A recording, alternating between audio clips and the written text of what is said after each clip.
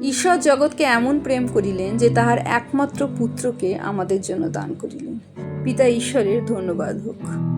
পবিত্র বাইবেল ইফিসীয়দের প্রতি সাধু পলের পত্রের 6 অধ্যায় 16 এবং 17 পদে আমরা দেখতে পাই, এই সকল ছাড়া বিশ্বাসের ঢালও গ্রহণ করো, যাহার দ্বারা তোমরা সেই পাপাত্মার সমস্ত অগ্নিবাণ নির্বাণ করিতে পারিবে, এবং পরিত্রাণের শিরস্থান ও আত্মার খড়গ অর্থাৎ ঈশ্বরের বাক্য গ্রহণ করো।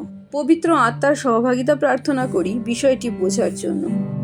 আমরা আলোচনা করছি যে সকল অস্ত্রশস্ত্র পিতা ঈশ্বর আমাদের দান করেছেন, প্রভু যিশুর নামে আমরা যা লাভ করি, এবং তা নিয়ে এই জগতের অধিপতি অর্থাৎ শয়তানের বিরুদ্ধে আমরা লড়াই করে চলেছি। প্রভু যিশুতে যখন আমরা আছি তখন আমরা সম্পূর্ণ, অর্থাৎ আমাদের মধ্যে কোনো দুর্বলতা কোনো নেতিবাচক কিছু থাকতে পারে না। কারণ প্রভু যিশু বলেন, যে কেহ তার কথা শোনে, তার আজ্ঞা পালন করে, তাকে বিশ্বাস করে, সে জীবন পায়।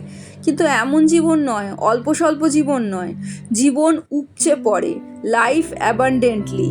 আর সেই জীবনে রোগ ব্যাধি, দুর্বলতা, দারিদ্রতা, অক্ষমতা, অশান্তি এই সকল কিছু থাকতে পারে না। কিন্তু তবু এই পৃথিবীতে যখন আমরা আছি তখন এই সকল প্রতিকূলতার মধ্যে দিয়ে আমাদের চলতে হয়, আর সেইটাই আমাদের যুদ্ধ।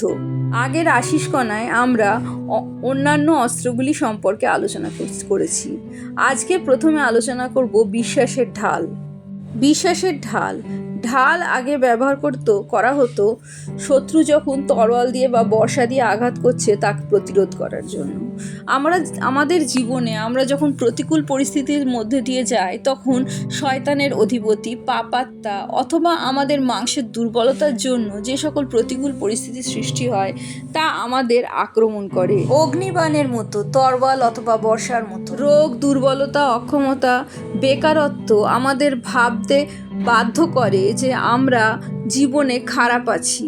কিন্তু আমরা যখন প্রভু যিশুর ওপর বিশ্বাস করে বেঁচে আছি, তার শান্তি আমাদের হৃদয়ে আছে। সেই শান্তি আগে তারা নষ্ট করে দেয়।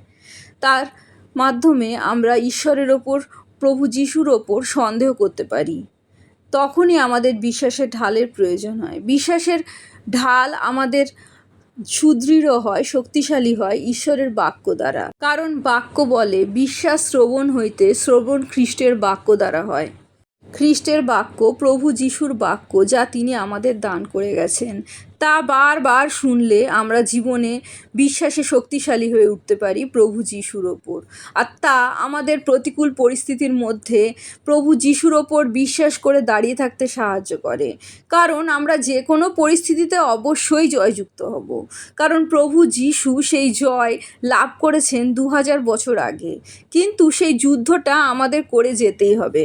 আমাদের জীবনে কোনো গন্তব্যস্থলে পৌঁছানোর জন্য আমাদের কোনো বাসে বা ট্রেনে বা অন্য কোনো যানবাহন নিয়ে সেই স্থানে যাওয়ার জন্য প্রস্তুত হতে হয়, এবং সেই যানবাহনে করে সেই স্থানে যেতে হয়। আমরা যখন সেই যানবাহনে উঠি তখন কি আমরা মনে করি যে আমাদের পথ ভটকে যাবে, বা আমরা অন্য কোথাও পৌঁছে যাব, বা আমাদের অ্যাক্সিডেন্ট হয়ে যাবে? এইসব কথা কিন্তু আমরা ভাবি না। আমাদের ওই যাত্রা ভালো হোক মন্দ হোক, যাই হোক না কেন, আমাদের মনের মধ্যে এই স্থিরতা থাকে যে আমাদের গন্তব্যস্থলে আমরা পৌঁছাবো। ঠিক তেমনই আমাদের জীবনে প্রতিকূল পরিস্থিতি আসলে, রোগ আসলে, দুর্বলতা, অক্ষমতা আসলে আমরা যদি বিশ্বাস করি প্রভু যিশু এইসব আমাদের জীবনের জন্য গ্রহণ করেছেন ক্রুশে, তার ক্ষতর দ্বারা আমরা সুস্থ হই। তিনি দরিদ্র হয়েছিলেন যেন আমরা সচ্ছল হতে পারি। আর এই যে সচ্ছলতা, সুস্থতা, তা হলো আমাদের গন্তব্যস্থল। সেইখানে পৌঁছাতে প্রভু যিশুর ওপর বিশ্বাস করে আমাদের ধৈর্য ধরে অপেক্ষা করতে হয়। আলটিমেট যে আমরা জয়যুক্ত হব আমরা জানি, কিন্তু এই যাত্রার মধ্যে নিজেদের অন্তরে শান্তি রাখতে প্রভু যিশুর ওপর বিশ্বাসের প্রয়োজন হয়। আর এই বিশ্বাসে ডগমগ করলেই আমরা সেই গন্তব্য থেকে ভটকে যেতে পারি, হারিয়ে যেতে পারে আমাদের গন্তব্য। প্রভু যিশু যে জয়যুক্ত জীবন আমাদের দান করেছেন তা থেকে আমরা বঞ্চিত হতে পারি যদি আমরা প্রভু যিশুর ওপর বিশ্বাস হারিয়ে ফেলি। পরবর্তী দেখি আমরা পরিত্রাণের শিরস্ত্রাণ। কথার অর্থ হলো স্যালভেশনের হেলমেট। যোহন লিখিত সুসমাচার 3 অধ্যায় 16 পদে আমরা দেখতে পাই, লেখা আছে, পিতা ঈশ্বর জগৎকে এমন প্রেম করিলেন যে তাহার একমাত্র পুত্রকে দান করিলেন। যেন যে কেহ তাহাতে বিশ্বাস করে সে বিনষ্ট না হয় কিন্তু অনন্ত জীবন পায়, পরিত্রাণ লাভ করে। অনন্ত জীবন আমরা যখনই পাই যখন আমরা পাপ থেকে পরিত্রাণ লাভ করি। বিশ্বাস করলেই প্রভু যিশুর কাছ থেকে আমরা সেই পাপের পরিত্রাণ লাভ করতে পারি। বিশ্বাস সরে গেলে সেই পরিত্রাণও হারিয়ে যায়। প্রভু যিশু সেই বৃষ্টির মধ্যে ছাতার মতো। যদি বৃষ্টি সেই পাপ হয়, সেই ছাতা আমাদের পাপ থেকে রক্ষা করে, পরিত্রাণ দান করে।